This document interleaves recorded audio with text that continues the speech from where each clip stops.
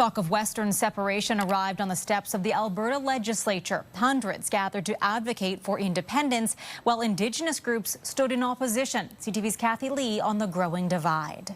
The sound reverberated off the stone walls of the Alberta legislature building. Hundreds supporting the separatist movement gathered in Edmonton, denouncing federal policies. We have been dominated by Eastern politicians and Eastern politics.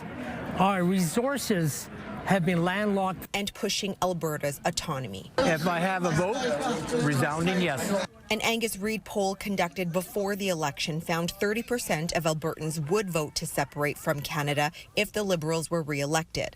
This week, Premier Danielle Smith introduced legislation making it easier for voters to force a referendum.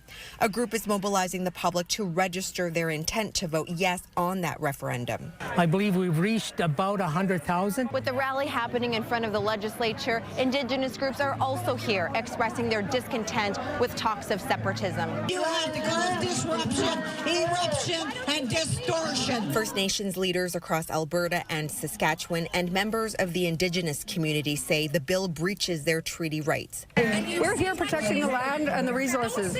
When treaties were made, there was a sacred covenant between our people and the Crown, and they're not being honored today. They seem to think that they can just do whatever they want, trash talk us and trash talk the treaties. It is going to be a battle. Smith, fresh off a meeting with Prime Minister Mark Carney, in which she called their conversation a first positive step, reiterated on her weekend show her stance on the bill. The First Nations have a special relationship with the Crown, a special relationship through treaty, and none of anything we are proposing would ever violate that. With the UCP majority, the bill is expected to pass. What happens after that remains to be seen. But what is clear here is a deepening ideological divide.